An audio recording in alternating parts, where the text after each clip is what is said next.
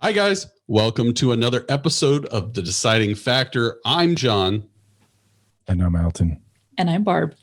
And she is actually joining us live here in Austin, Texas. So welcome to our humble abode, Barb. Are you enjoying it? I am. I love Austin, Texas. Show them the boots. Is that weird? Can I show the boots? I thought you said something. Okay. Totally going to show the boots. Boots. Yep. Bam. Because we're in Texas. So, I tried to talk her out of it. It didn't happen. you tried to talk me into red fancy. boots. I wanted her to get red boots instead, and she went crazier. These are way cuter. But I think they were the cheaper version, right? They were. Okay. Only Cheaper and- $200. Yeah. They were less. I got them on sale. These are $100. Nice. Practically free. I know. So before we get started today, guys, want to let you know that we are going to mix it up a little on this particular show to see how this works out. We are not going to have our guests stay on the show throughout the whole time. We're going to let them convince us or try, and then we will give our opinion. Normally, we would let them join in and share their opinion there at the end, but tell us how you feel at the end. But ladies and gentlemen, this show is kids versus schools, and whether the kid is to blame or the school is to blame for low test scores. I think we've got a lot to talk about. We'll get to it and enjoy. This is The Deciding Factor. Everyday life issues broken down to help you build your own opinions on the issues that matter most. Coming to you from Austin, Texas, this is The Deciding Factor with your host, Alton Hill and John Herzog. Hi, guys. Welcome back to The Deciding Factor. As you can tell, we have a special guest with us today. He is Dr. Cletus. And Barb, why don't you tell us a little more about who he is? Dr. Cletus Bulach is a retired Ohio school superintendent and associate professor emeritus at the University of West Georgia. He is the author of numerous articles in educational journals and is co-author of 2 books, School Climate and Culture, Vis-à-vis Student Learning, Keys to Collaborative Problem Solving and Responsibility, and his second book is Enhancing a High-Performing School Culture and Climate, New Insights for Improving Schools. The second book focuses on human relation problems that interfere with creating a positive school culture and climate, poor interpersonal communication, and inability to cope with conflict. Thank you for coming on the show, Cletus. Appreciate that, Barbara. So it's my understanding you have a lot of knowledge and experience from all angles of the education sector, right? That's correct. So you've been... I have one experience that no one that I know of has ever had, and that is what caused me to write the books. What's that? Oh, and back in 2002, I received a letter from the state of West Virginia asking me if I wanted to bid on their contract to evaluate their school system. And I thought, wow, that would be something. So I thought, how in the world would you evaluate the entire school system of an entire state? I says, that would be mind-boggling. How would you do that? And I sat down and I thought, and I thought, and I thought, yeah, I think I'll give it a shot.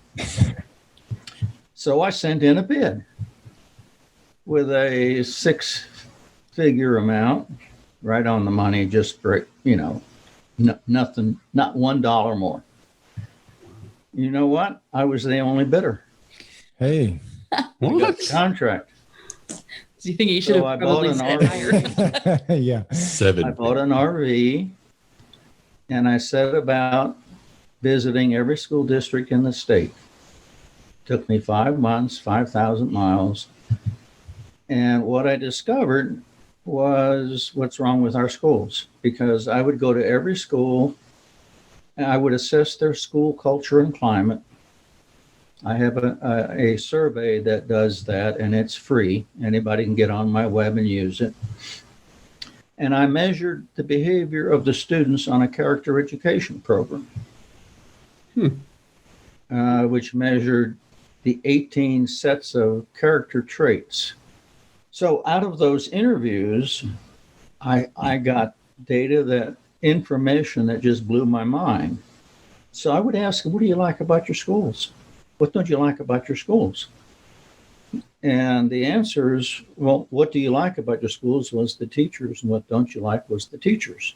When I asked the parents, when I asked the teachers what they liked, they said the parents. What don't you like? And they said the parents. And they said the administrators. And what don't you like? They said the administrators. So what I found was that the human relations in all the schools is in need of improvement. And that's my second book, where I deal with the 5 basic communication skills and how to avoid conflict and how to improve levels of openness and trust, which are the 3 biggest problems in our schools. Not the reasons for low test scores, but they are part of it. Huh.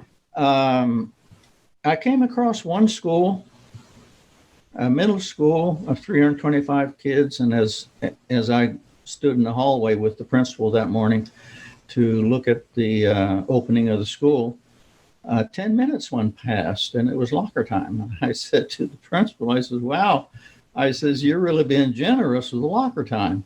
I says, normally locker time is 3 to 5 minutes. I says, why did you give them 10 minutes? And the kids were just out there milling around, having a great time, talking and enjoying each other. He says, well, yesterday we had fewer than 25 redirects. I says, what do you mean redirects? He says, well, anytime a teacher has to stop, or a custodian or a cook or me, anybody in the school has to stop a kid and say, hey, you're not doing what you're supposed to do. You know, stop walking, stop talking, give me that note, do this, do that, look over here, on and on with all the crazy things that kids do when they're not paying attention. I says, 25 times. In what grade? He says, oh no, the whole school. I says, you got to be kidding me. In a middle school, less than 25 times a kid had to be corrected for misbehavior. He says, that's correct. They get it about 4 times every week, sometimes 5 times a week. He says, the kids really control themselves here. He says, if a kid's out of line, the other kids correct them because they want their extra 5 minutes of locker time. He says, how did you do that? He says, well, it started 10 years ago. At that time, it was 100 redirects. And as time went on, we kept bringing it down, and now we have 25 redirects. That's interesting. And I spent the day in that school, and before school went out, the bell rang early, and the principal gets on the web, and he says, congratulations, kids, you got an extra. We're going to dismiss 10 minutes early. Go get yourself some popcorn and get on your buses. He says, we've had less than 10 redirects today. Nice. Wow. You know, this reminds me of a story at one of my jobs that I had. Go ahead. So we had the owner of the company. He would give 50% of the profit that we would make every quarter, and that would be everyone's bonus. But he did it a special way, right? So everybody got a distribution, but what that really led to was more efficiency. And we found that the supervisors didn't have to correct their workers as much. It really turned out to be like what you're saying, where all the workers would redirect all the issues and corrections that needed to be made on the floor level amongst themselves.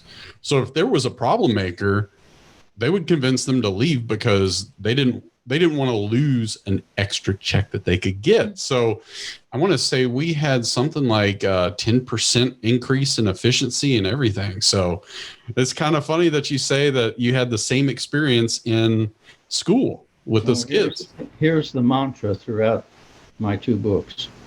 Give control, which is what your boss did. Give control to all the employees that if they did this, they would get this. Well, in this school, the principal and the teachers agreed that if the kids controlled their behavior, they would get something. They would get a reward.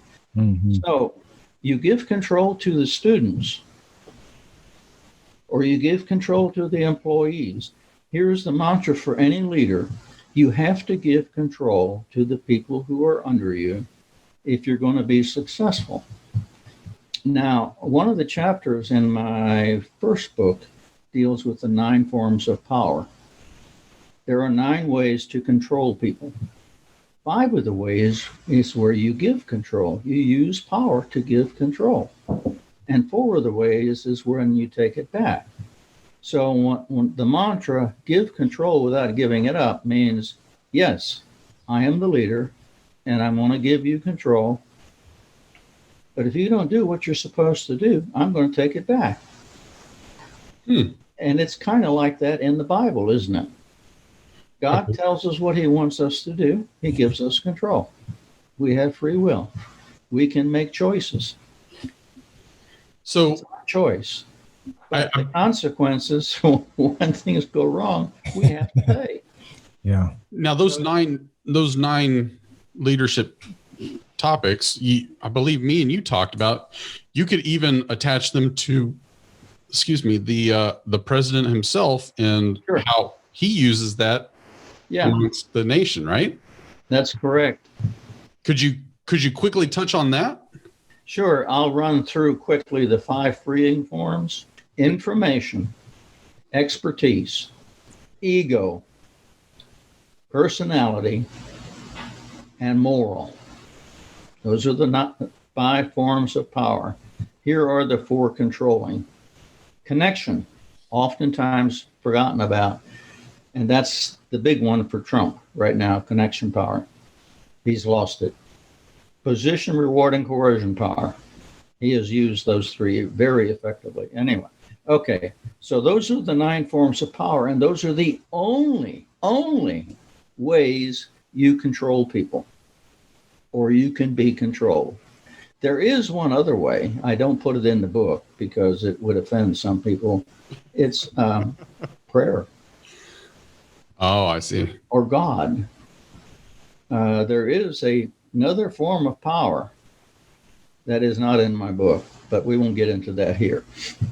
Okay, information is power. It's what we're doing right now, right? Right. People are listening to this and they're saying, wow, that's interesting. I think I'll do that.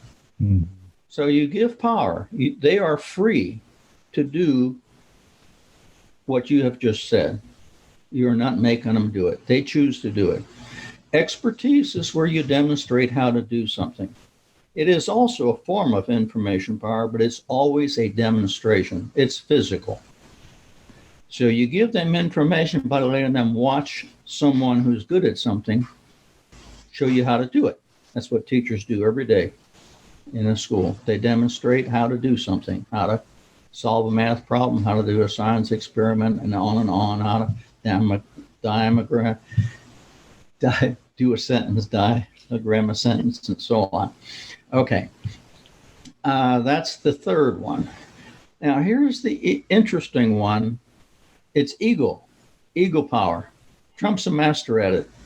You notice when he gets up there, he calls so-and-so up and he thanks them for the good work they've done. And he calls this senator and that senator and so forth. But you notice in the state of Georgia, he didn't call on Governor Kemp, did he? I don't know what went on there, but something went bad in the state. Just warning you, Twitter and Facebook might ban you depending on what you say going forward. So be careful. Okay. Ego power. You stroke people's egos. Hey, you did such a great job on that the last time. How about giving me a hand? Oh, sure, I'll help you. You see, you stroke an ego, and they are free, and they jump in and do it without a problem. Now, if you go to the well too many times by stroking egos, it becomes manipulation, and they resist. So you have to be careful with this one. There is a reverse form of ego power where you tell someone that they can't do this. It's too difficult for them. And they'll look at you and say, what do you mean? Yep. We were just talking about it last night. Like, I think I can do that. Yeah. And they will do their darndest to show you that they can do it. That is gross manipulation, really. But, if it's done in the right way, not meant to be manipulated, but to get people off their duffs to do something, then it's called leadership. It's called motivation. And it's not manipulation, but it can appear to be manipulated. If done too many times, it is manipulation. And a leader who is thought to be a manipulator is never well liked. Okay. Here's probably the one that most people use, and that it probably includes you, John, Barbara, and I forget your name, sir. Alton. Huh? Alton. Alton. Mm-hmm. Interesting name. Okay. I'm a name person, so I like to say, where'd you get that name? Because my name is Cletus. Where in the world did you get that one? I do kind of want to hear. I could tell you a long story on that one.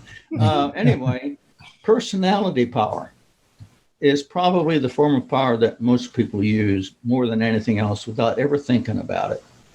Most teachers use it. You get the kids to like you. All you have to do is go to them and say, hey, how about help me out with this? All you got to do is ask.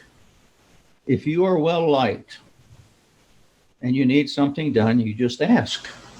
And they say, sure, I'll help you out. They're free. Now, if you're not liked, that doesn't work. They say, screw you. I'm not helping you. And in politics, that's a big one. And that was Trump's downfall. In most cases, he isn't that well liked. That's what has cost him most of the time. I'm curious, with all of your driving around and investigating all this, did any of the school systems give you an opportunity to bid on restructuring how anything's done, or what did they just take your result? All right, thanks. I would make suggestions on that, but in most cases, they thought of me as an outside busybody who didn't know what he was doing. Most people don't want to change their behavior, but when I did my exit interview with the principal, I would make suggestions, yes. And some of the schools hired me later on to continue evaluating their schools. Actually, I was in the state of West Virginia 4 years. I was the external evaluator on their character ed program. Chapter 5 in Book 1 describes how to do a successful character education program, because most schools have a horrible character education program. They start out first 2 years gangbusters, next 2 years it dwindles, and by the 5th year they're right back where they started. Kids don't like to be taught how to behave. You cannot teach a kid how to behave. They only behave because of what they see happening in that school, the way other kids behave, the way the teachers and what they get away with. Yeah. So those are the fifth freeing form of power is moral power. It is the most important form of power in any organization. And basically, it deals with what is the right thing to do in this organization. When I was a school superintendent, my board would fight and fight and fight. Finally, I put a sign on the back wall, a big white sign all across the back wall. What is the right thing to do? And when they got to arguing and fighting amongst themselves, I would say, hey, guys, point to what's the right thing to do? And they would say, oh. And they would settle down and they would begin working together again.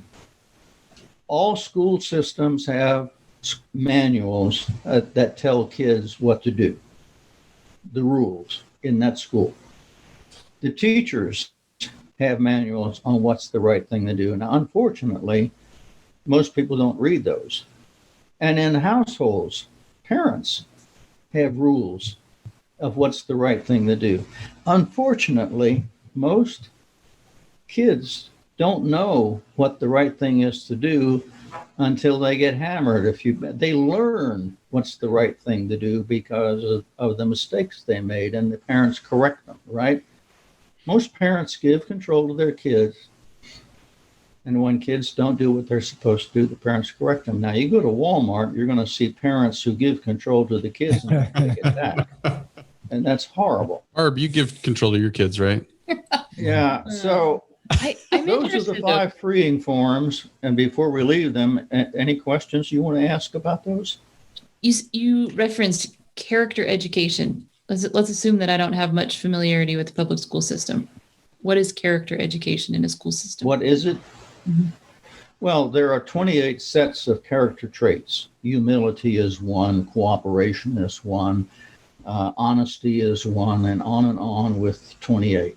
Okay. Most states mandate character ed be taught every year in every school.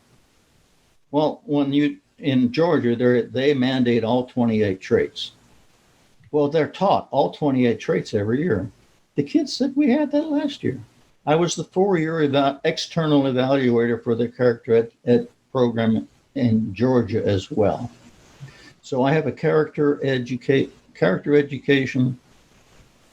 a character survey that measures the character behavior of kids on 18 sets of character traits. That's on my website, and it is free.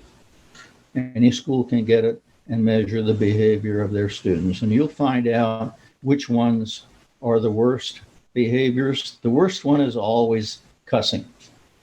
Would you believe it? And you know which trait is always the worst? Humility. And what does the Bible teach? Humility is one of the traits that is taught in the Bible, but as human beings, humility is foreign to many of them.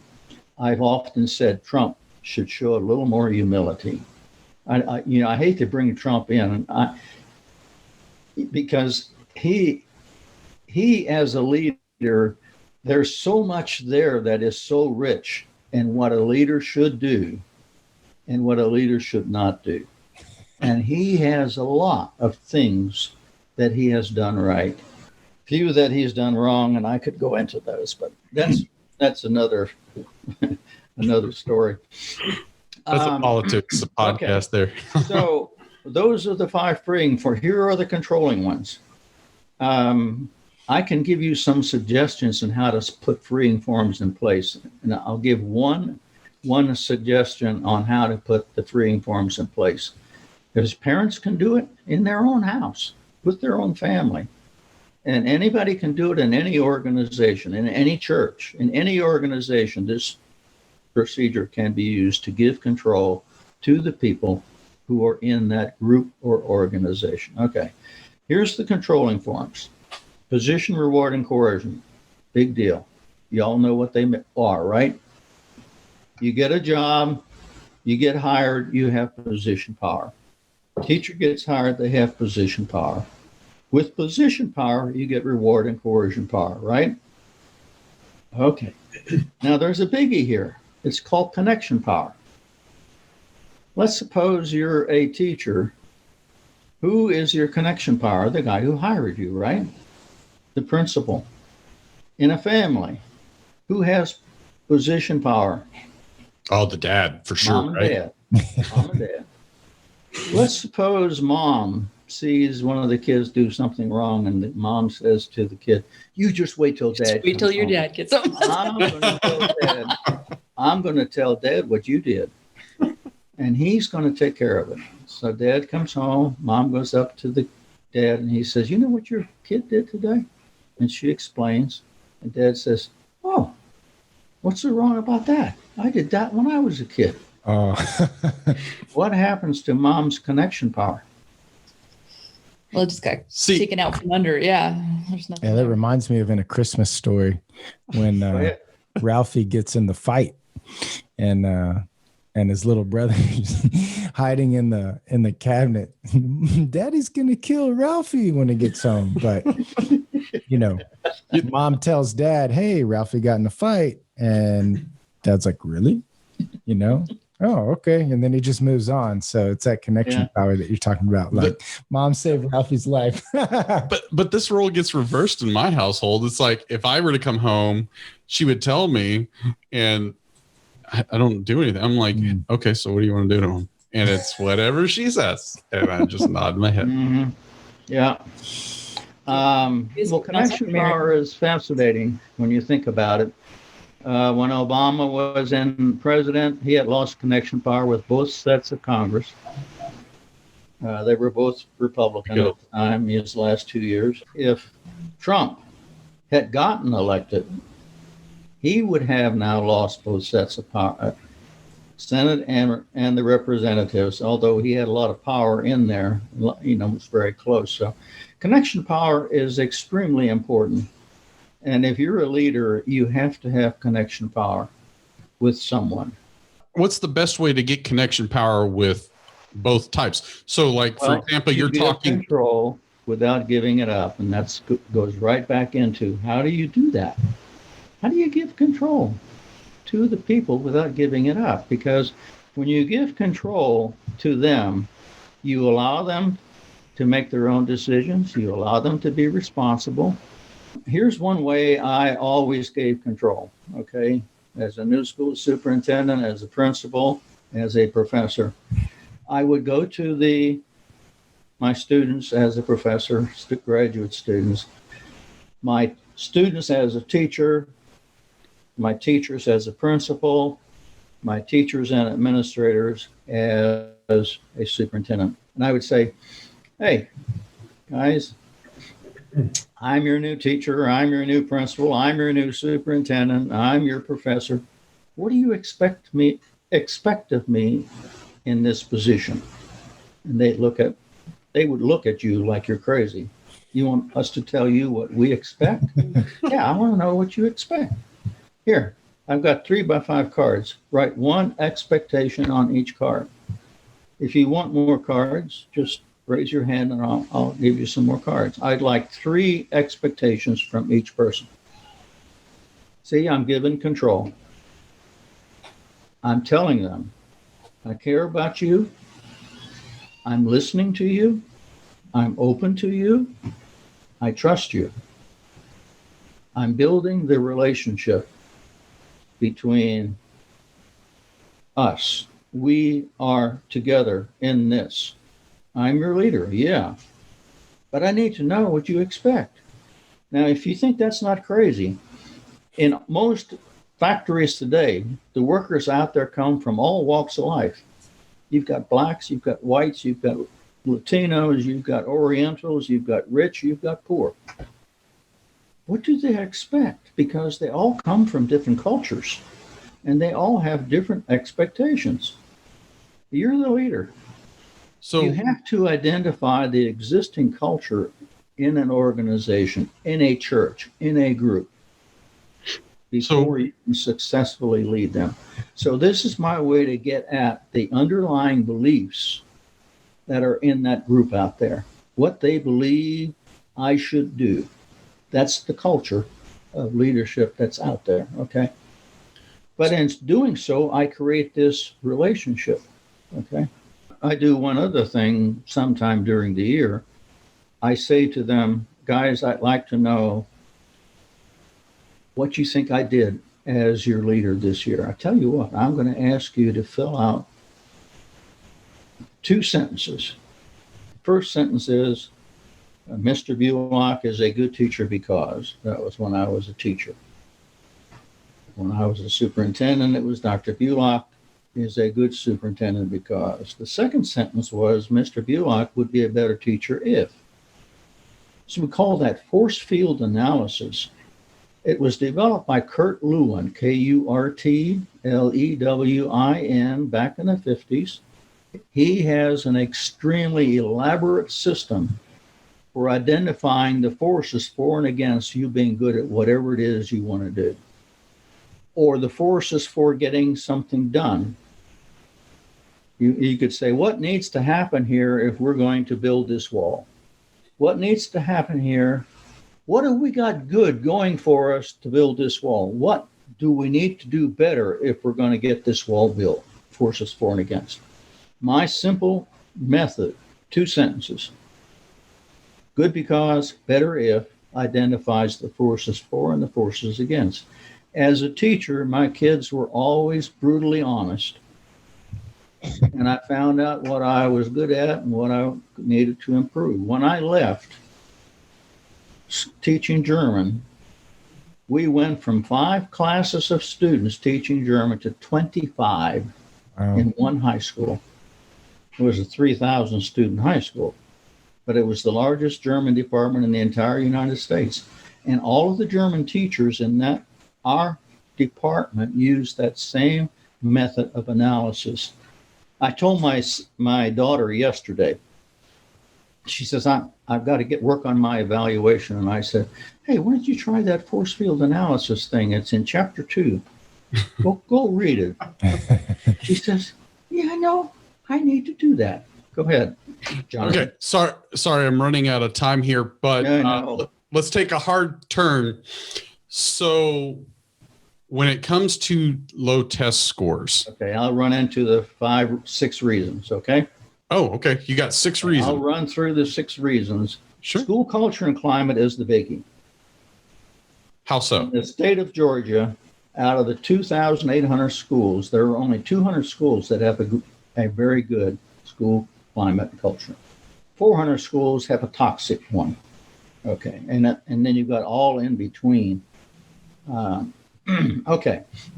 Now, what causes a good school climate and culture? Here are the 5 reasons for that.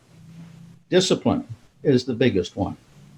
When you give kids control and they control their own discipline problems evaporate 75%. I can go into how to create that situation where kids control themselves. I haven't done that yet. Okay. The third one is how power is used. If teachers and principals use the controlling forms of power all the time, they're going to breed resistance because kids do not like to be controlled. Teachers do not like to be controlled. So the more you control, the more resistance you get. Eventually, the principal gets fired because they're over-controlling. The teacher who's over-controlling, the kids tend to hate the teacher, and so on. The third one, parent involvement. The character ed program should involve the parents, but it doesn't. Because when the kids go home, I asked the teachers in West Virginia, what do you like about the schools and what don't you? Parents, what do you like about them? Well, they do anything for us. They care about us. God, all we got to do is ask. Then you've got these other parents. Whatever we try to do with their kids, they undo it.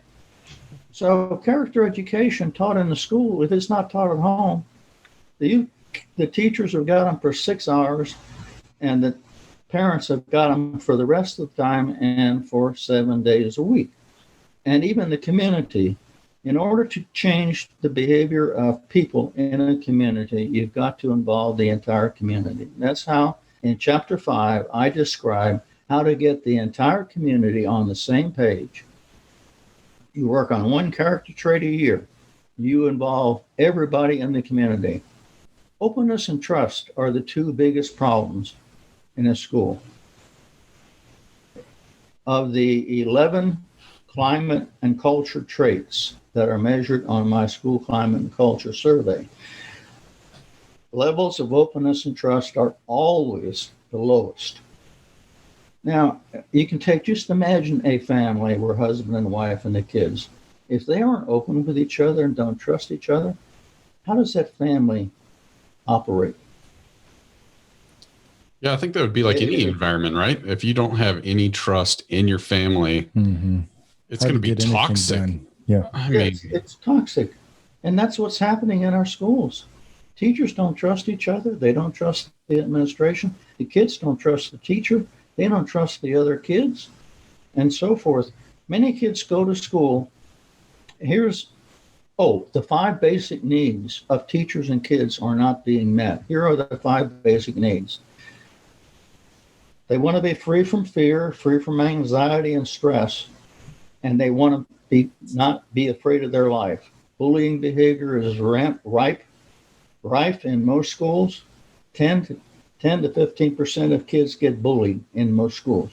I've got a survey that measures bullying behavior. That's my other trait that I'm done a lot of work in. So the second one is happiness. Life with no happiness is no life. You agree? Yeah. Now, happiness comes and goes. It isn't there all the time. It doesn't need to be. But life with no happiness is no life. Then you come to the third one, and that's control. If you have no control over your life, you're unhappy. I can definitely see that. So, and control is the widest variation of the 5 basic needs. There's people with low need to control, and there are people who are control freaks. Control freak, and you know them. But we're not making eye contact. That's Wait. John, I don't think you're a control freak. If you were a control That's freak, because you don't know me too well, Cletus. Anyway, the fourth one is very, very important. It's caring. If you wake up one morning and realize that nobody cares about you, how would you feel? You're alone in this world. I'd feel like my normal life. I've often thought that Elvis Presley and what's his name, Jackson? Michael Jackson. Yeah. I've often thought that their lives ended early because they believed people didn't care about them. All they cared about was their money and what they could get out of them. But as a person, I don't think they believed people cared about them. Caring is, and it goes way back into the nurture versus nature theory. Yeah. With babies who are not held versus babies who are held, nurture versus nature. Caring is a key quality. And in a marriage, caring, your wife can say to you, you don't care about me. That hurts because I care, but somehow it's not coming across. So I've got to do something to show that I care. Okay. So you do things. Anyway, caring is very important. And then you come to the fifth one, and it's purpose. There are people who have said life with no purpose is no life. And I think there's Rick Warren, the Purpose Caring Life. I asked the kids, why do you go to school? She says, we have to. I says, what do you mean you have to? What's the law? I says, you mean if you didn't have to go, you wouldn't go? No, I hate school. 50% of the kids go to school for one reason. They have to go. They have to go for. They don't go for any other reason. Now, the other 50%, they know what they want. They want a college degree. They want to get into this technical school. They want to do this and they want to do that and they want grades. Those are the 5 basic needs. So let me run back through them. School culture and climate, discipline, the way power is used, the 5 basic needs, openness and trust, and the family. I think I'm missing one in there somewhere, but I don't know. Anyway, those things determine what kind of school culture and climate you had, but it starts with discipline. And if you have a kid, and you've got a lot of kids going to school who believe they have no control, they're told where to sit, what to study, and so on. They believe the teachers don't care. They believe the other kids don't care. They have no control. They have no purpose. They're not happy. And they're afraid because, they may be bullied. They may not have any friends. You ultimately think that the school is to blame for low test scores and not really the kids. Is that what you're ultimately saying? It's ultimately the kids. The kids aren't motivated. You cannot get high test scores with kids who aren't motivated. It's like taking care of a pair of horses to pull a load. If they're not really willing to pull, and you got to hit them with a thing to make them go because they don't want to get hurt. I mean, you got to spend your life whipping people to get them to do what they're supposed to do. But if they're not motivated, is it the parents to blame, the school to blame, or themselves to blame? Well, it's a combination of both. Parents are great motivators because they can ask their kids what went on in school today. How was school today? That should be the first question that comes along. The kid needs to know that the parents care about what went on in school today. So yeah, it's a combination, but there aren't 2 sets of parents. And many times kids come home, there's no parent there because there's only one parent and they're working. Cletus, in the beginning, you can take a kid from a bad home and put them in a good school, and you can turn that kid around just as fast as that. Once the kids know that you care about them, that you are there for them, that you're willing to help them learn. I asked the kids, what do you like about school? And they said the teachers. And what do you like? Teachers. They said, they care about us. They'll listen to us. They help us. They want us to learn. What don't you like about them? They don't care about us. They don't listen to us.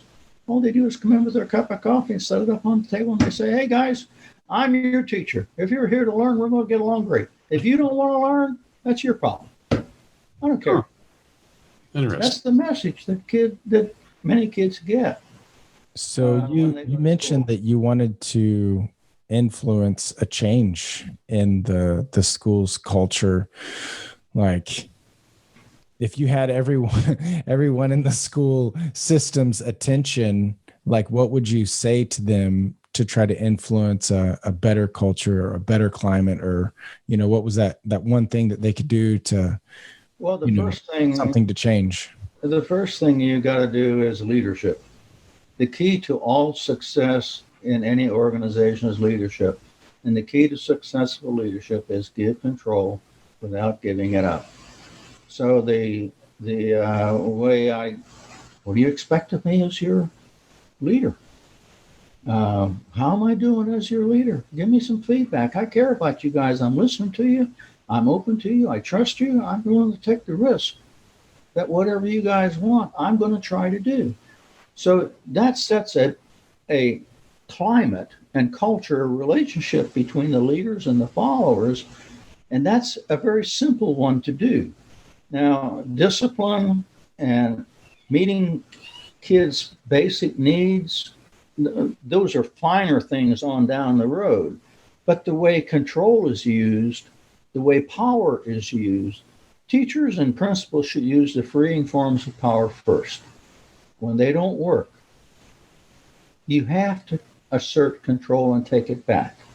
Because if you're the leader and you allow them to get away with not doing what's right, moral power, you're going to lose leadership right away. So and of course, the way conflict is dealt with is a key. The way communication occurs, there are 5 basic communication skills. And of course, most teachers and people don't know what they are. They've never been taught them. They don't know what they are. They either get them intentionally. For example, how many of the 3 of you use the communication skill paraphrasing? I do. You do? Yeah. Barbara, you do? Yeah. Oh, I'm not sure I heard what you said. This is what I think you said. Yeah. Is that what you said? Because sometimes what a lot of people say is not what they meant to say. So when you repeat it back to them, oh no, I didn't mean to say that. This is what I meant to say. I think you used that the other night, Alton. You used it last night, didn't you? I use it a lot when I'm trying to make sales. Yeah. Well, that's a basic. I think I heard you say.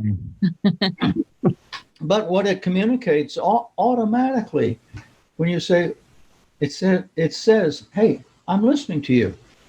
I care about you. I want to know what you said. It's important that we understand each other. So human relations builds with that one. Now, when you use the other 4,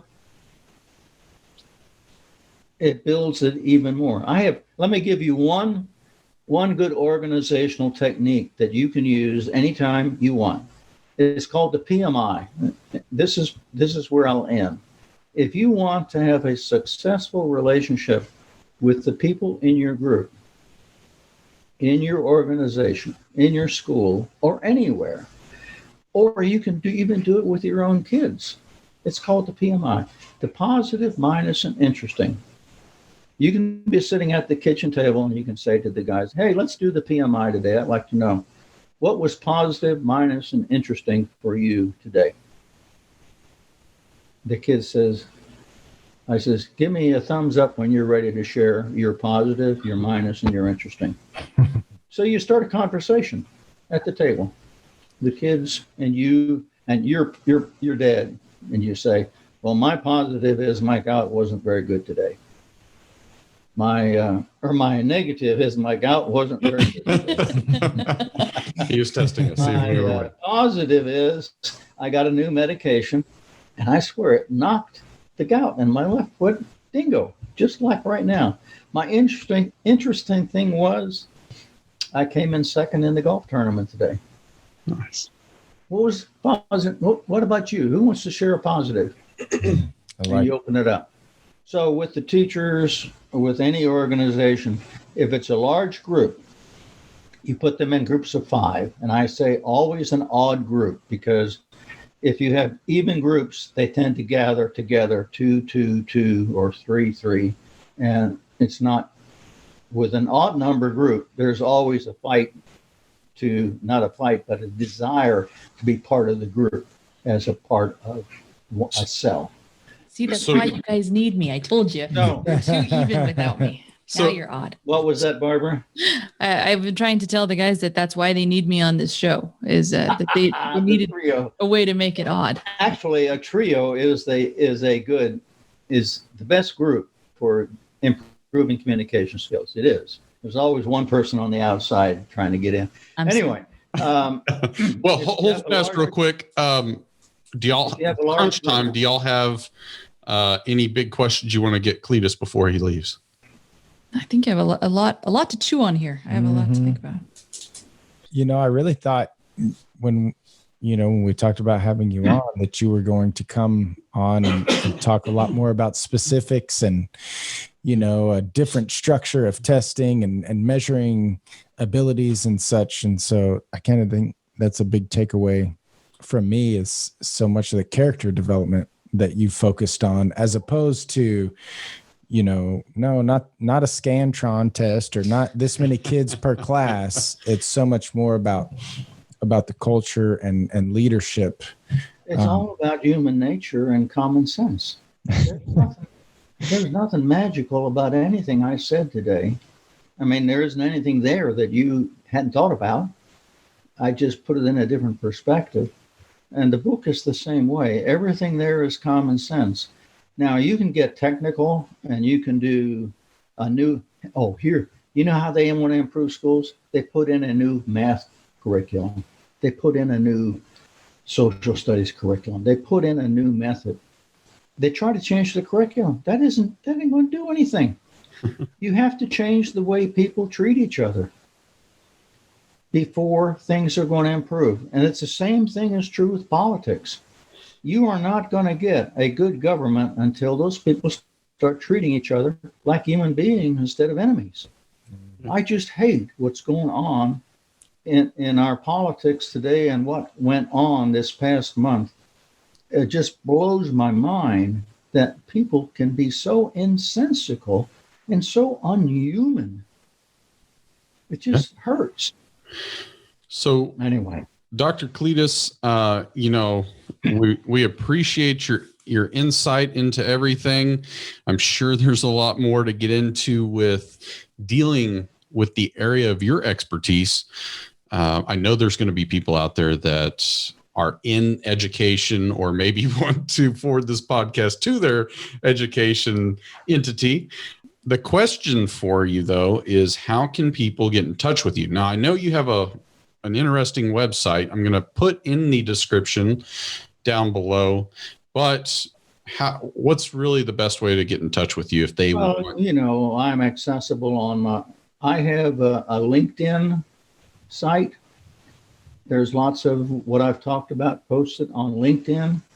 If you want to, if you're a LinkedIn member, you can get on that site and look at all the stuff I've published there, manuscript there. I've got a Facebook site called Improving Our Schools. That is also, you can join that and you can add your thoughts there. You can ask me questions there. My email is cbulach@comcast.net. You can send me a direct email and request a copy of my school climate survey or my bullying survey or my character ed survey. I've got a leadership survey too. It's for schools. What's wrong with the leader? And when you think about what's wrong with our schools, 9 times out of 10 is the principal.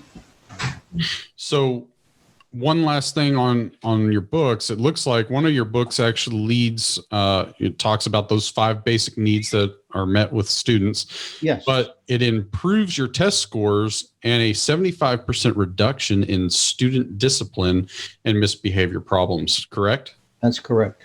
Awesome. Well, Dr. Cletus, it was a pleasure.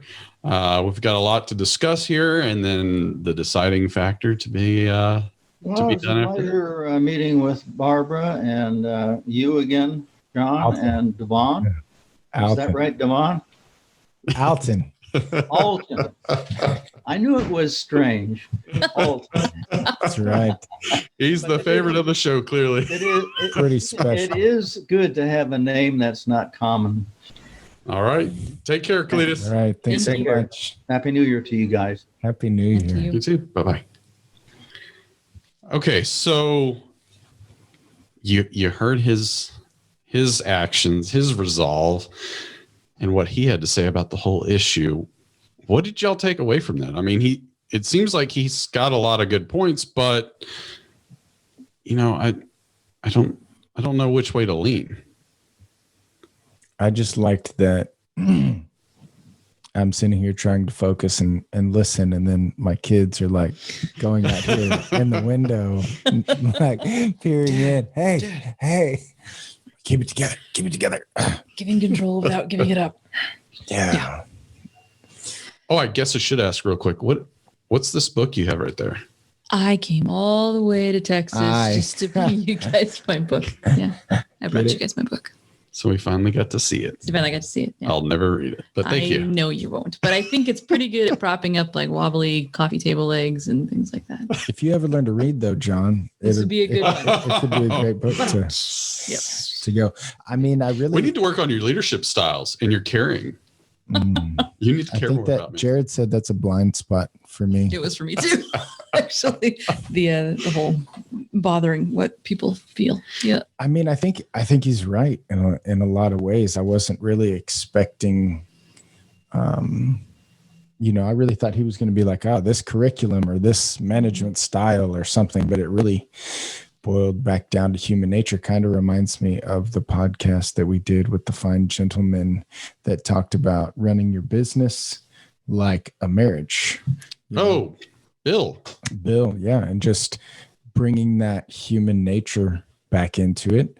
And when you do that, everything else kind of completes itself. Like you don't have to try to control and micromanage everything if you have an underlying, principle or technique. And kind of like, I think we were talking about this last night, maybe not, but What didn't we talk about last night? I was talking about having my kids with screen time. They want the screen time, and it's really been driving me crazy. And I've been trying to figure out like what's the best way to handle that. And turns out if you just say you have to get all your chores down and done, and then you can have whatever screen time, chores get done so early.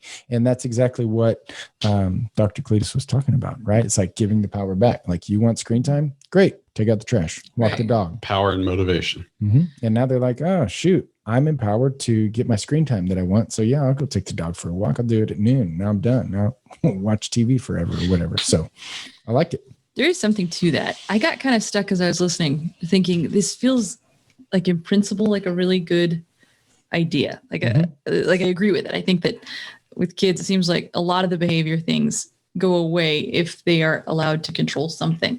Like we want to feel like we're in control of things, right? So to have a choice seems like a big deal. The thing I kept wondering though is like if I'm thinking American schools in the year 2021, I'm not sure that this is possible given like the set of assumptions that we have in the world today. Like, I don't even know that you're allowed to say that something is moral or not moral. Like, can this work in our current climate where it's right if you feel like doing it? It's, you know what I mean? Everybody's voicing their own damn opinions.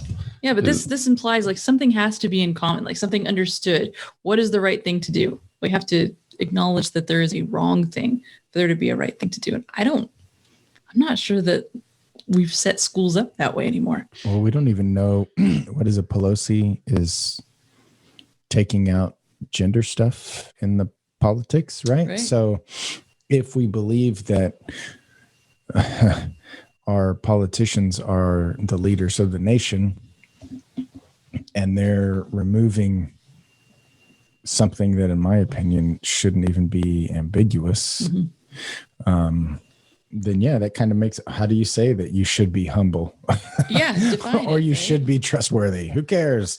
That's your silly ideas, not mine. Don't push your religion down my throat. How dare you say that I need to be humble? Why caring? What is that? Yeah. But so the biggest thing is I struggle with this fact of, is it the kids at fault, or is it the school, or is it the parents? I mean, it almost could go hand in hand with all three, the way he made it sound. So are you trying to plug something? Right? No, or just getting hungry? I'm just here, dude. I'm listening. The parents. I hear you. So before the show, though, I actually did some thinking and some research, and it seems like anxiety is a big issue and plays an important role in some kids. Did you know that about 16 to 20% of students have high test anxiety, making this the most prevalent scholastic impairment in our schools today? I know, right? You're I don't killing know me, what Smalls. you just said. Prevalent. With V and the L and the Okay. prevalent. Yeah. Okay.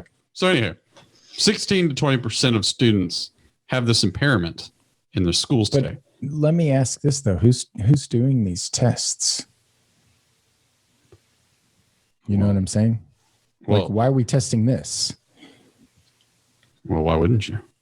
Well, I'm saying it's like, what do you call it? Like leading somebody on, or I don't know what the right term is, but it's like, oh, we think kids are anxious. Let's test them. Well, yeah, it turns out they're anxious. Because we asked them if they're really anxious and they said yes. Or, I mean, like we're focusing on that, but we're not asking like, is it a 2-parent home? Do you really like your teacher? I mean, maybe I'm just saying like, yeah, I'm anxious because, my teacher was threatening to pour coffee on my head if I failed. Only in homeschools. And we used it with a pencil, not coffee. That's just silly. Now, you know what I wondered though? Okay, with his theory that it kind of comes down to human relationship, right? Like that working together. I assume that you can't just blame teachers, can't just blame parents, can't just blame kids. I wonder though, if you implement his system, for lack of a better word, I wonder if teachers would choose to test differently given that. Like if the kids are getting more control, like do they get to choose things like how and when they test? I mean, is that part of what we're talking about, is giving the kids more of a say? Well, one thing when I was growing up, and I still think of nowadays, is why do we? Sorry, man. Oh, I'm still getting off this. I swear I'm mature. I really am. It's just here where I act like a kid. Go ahead. No, but like, why do we even test? I mean, I get that you need to study and you need to learn, but you don't test at your jobs, right? You do every day. When I got to close a deal, it's a test. Yeah, but that's a practical test. You could do that sort of test in school, and I bet it would show more.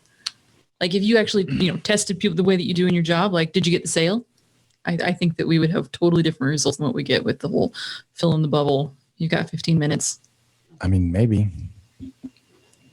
I mean, I don't know. I think that, yeah, I mean, you could write questions on how to close a sales call, right? And maybe that's different than actually doing the sale. I think so. But I think you could still run into the same issue of quote, test anxiety. I know, like, even in jiu-jitsu, I bet you get some anxiety there. well, that's the thing. Like I think I am a difficult jiu-jitsu tester person. Like I can't, it's hard for me to figure out on the jiu-jitsu mats. Like, do I want to kill this guy or are we just friends? And then I can't find that like right place to be really competitive and not want to kill him, but then not want to be so friendly that I just let him win because I'm a nice guy. I don't know where I was going with that, but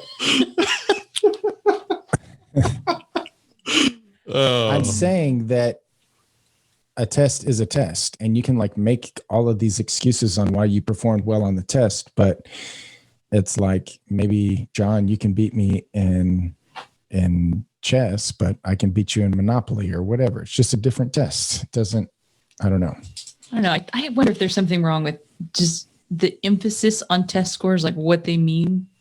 Okay, my husband and I was a great student as far as grades, and I remember alarmingly little from my education. Like, he took classes at the same time as me, came out with horrible scores, like barely passed the class, and he remembers everything from, I mean, he'll bring it up. Here we are, 15, 16, 17 years later. And he's like, yeah, don't you remember that day? And he was talking about the nutrients of it. I'm like, no, not at all. But I tested better because I can regurgitate it without it being learned. And I wonder if, we end up having teachers that say they have to teach to the test because if the scores aren't high enough, they're not going to get funding for their school. None of it seems to have anything to do with whether or not kids are actually learning anything. Well, my oldest daughter, she talks about all the time, I love history. I hate English. And the grades show it. Like, when she thinks about moving on in life, she wants to be a cosmetologist. It has nothing to do with English class. She'll probably never use much of it. Biology, she'll probably never use much of it, or even history. So why is she having to do all these other classes that really, do you remember algebra or any of that from high school that you still use? I'm using it teaching my kids now. But what's funny is, so having the chance to go back to algebra and teach it, have to explain it, I'm realizing that my teachers did a terrible job explaining this. I think been a great math student had they actually put it in terms I understood. I think that Dr. Cletus is totally on to something with getting kids to be motivated is going to help no matter what. How that's done, how you implement that, I don't know. I think we can all look at our own lives and say, when we're motivated, we're doing our best, regardless of whether we're a good test taker or a crappy test taker. If we had that incentive and support, right? The teachers that I didn't enjoy because I thought that they just, they didn't even want to be there, right? They're just getting a paycheck or whatever. I'm pretty sure I didn't do well in those classes. And that's not necessarily their fault, I guess, but I think as a system as a whole, you could improve it. But what about actually conforming to the kids? We get this material and the teachers normally just sit one way and teach just straight. They don't adapt, in my opinion, and they've never adapted even when I was a kid as to how to teach it good. Now, I remember getting to college and it's like night and day different on how you got taught. Like, for example, my history teacher in high school was one of my coaches. I like you as a coach, teacher. I didn't grasp it, care, didn't get interested. I got to college and my history teacher, the way he did it was fantastic. He told us stories. He went really in depth. What was funny is you had, figure out, did you lose everything? I lost my lid to my elixir. I apologize. No, but so, in high school, you would do multiple choice questions. When I got to college and we had our professor in history, his tests were done on you get to pick 3 of the 10 people on here and you tell me as much as you know. And based on everybody in this class, if you know more than them, you get a higher score. If you're even, then you're about just at average, basically, right? So he graded it on that because maybe he didn't say everything in that class that he needed to. And the other class, he talked less. And so you would just compare it to that class. But it forced you to really look back at your notes, try to dig deep and remember it. And to me, that whole layout and that structure was just so much better and more entertaining. So I don't know. So is a deciding factor, are we officially doing it or are we just do you want to do that with each other? We're just arguing. Oh, I'm trying to convince you otherwise. Are you ready? Do you think you have your mind made up? No, but I'm willing to wing it. All right, let's try it. Now it's time for our deciding factor.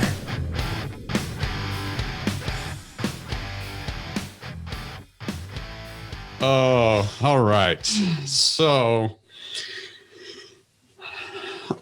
kids versus schools. Who's really to blame for low test scores? I don't think the parents are to blame. I'm going to eliminate them right away. Here's why. When you put in as many hours as you do at work, Alton, and you walk outside your door to go home, you're tired. You don't expect to sit there and spend another hour, 2 hours, 3 hours with your kids teaching them what they were taught at school, or try to do it the way they taught it, especially when it comes to math, because they've switched it big time. I'm sure you know what I'm talking about. But the problem is, you know, as a parent, you can be tired already and you don't have the time or energy to teach your kids. And that's one of the things Cletus talked about, was you need parents and teachers involved in helping these kids learn to a certain extent, I believe. But I really think the teachers need to put a little more into it. So I really think it comes down to adapting to these kids. So if you look at my daughter's school, 1 out of 3 students have some kind of disorder and accommodation that has to be made. It's just like at work. If you are in a wheelchair, they have to accommodate certain factors about it. They have to do this in school. So my kids, some of them have learning disabilities, and part of it's the ADHD. Just sitting there reading a book, they're never going to retain stuff. So if you just sit there and tell them to read this, this, this, and this, it's not going to work. They will fail. They will not succeed. Something different has to happen. I'm a prime example. I hated reading. I still hate reading, unfortunately. But if I can look something up via video or having someone talk to me, I can retain it a lot better. So I really think schools need to adapt certain ways. Based on his statement, the environment clearly plays a part. And so for me, yes, you can have a stupid kid, but I don't think they're really to blame. There's too much motivation that needs to be put into place. There's too many things that you can change on the education side that I don't think you can blame the kids. So we need to look deep and revisit our structure of our schools, is my opinion. Or maybe your teacher, if you're homeschooled. Right. Yeah, that's a pretty, I was going to say, yeah, tune in next time to the deciding factor when we read aloud my book to John so that he'll, read it. We'll read it loud. We'll read aloud. Okay. Yeah. Loud. I was tempted to, really loud. Sorry. I said aloud. Aloud. So, no. Onomatopoeia. I was really tempted to say that it came down to parents, but I think you're right. There's something to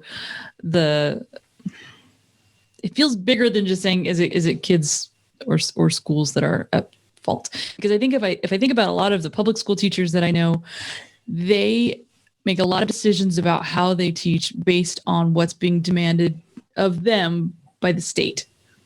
So maybe it does come back to parents. And so it's all going in circles in my brain. Part of me thinks like we need to have our school system set up in such a way that parents have more of a say, right? That teachers are free to actually teach. And then I think this would not even be the question. So yes, I think he's right that there are a lot of, even within a poor system, which I would say right now it's designed badly. I think the public school system's a mess. Even within that, you could probably make better of it if, as a staff, you were determined to pay more attention to human relations. So I'm gonna say not on the kids either. Where it becomes on the kids, that gets reflected right back to the parents. Whether or not these characters, I don't buy that the school system, even if they try to explain 28 character traits, I don't buy that learning it at school would be sufficient if they were learning it at home. So you're saying it's more on the school or the parents? Yes. Because what happens if the parent is stupid? It's not an intelligence thing, though. What I'm getting is if the parents have raised their kids with character to value character, and a school system is similarly, valuing character, then the entire thing looks different no matter what the demands are, Mm-hmm. So I feel like and I'm trying to speak up for the teachers that I think would say, hold on, we are trying to teach this stuff. We're trying to listen to our kids, and they're coming from such extreme dysfunction that we can't get anywhere. Right. So it has to be both. I kind of don't think you can have success in this area without both parents and the school having a similar emphasis. Yeah, I think I agree with that. Like, I think that parents or teachers could both sabotage anything, right? Like, speaking as a parent, I can certainly understand how a parent can sabotage their children's motivation and whatever, right? Things going on at home. But I've also had those teachers that were nuts, and I just tuned out, right? Yeah. I think that there's something more systemic about this, in that we have a super old way of teaching that has developed, that I think has developed slower than the needs. And so, like, if you go look at any government website, they're usually like old and lame and just archaic. Even a lot of the military stuff would maybe similar, whatever. It's just kind of like this, because the government is so slow and they're not very responsive. Whereas if you go to a private school or a homeschool, like, you have all of these, or Montessori, there's these different ideas behind teaching that I think are closer to the time. I think originally we want our kids to do well in life, right? And you have to have some amount of education. And if I'm just like hillbilly farmer, then maybe maybe this educated person who went to college could teach my children better, and then they could get a real job so that they're not having to plow these fields all the time.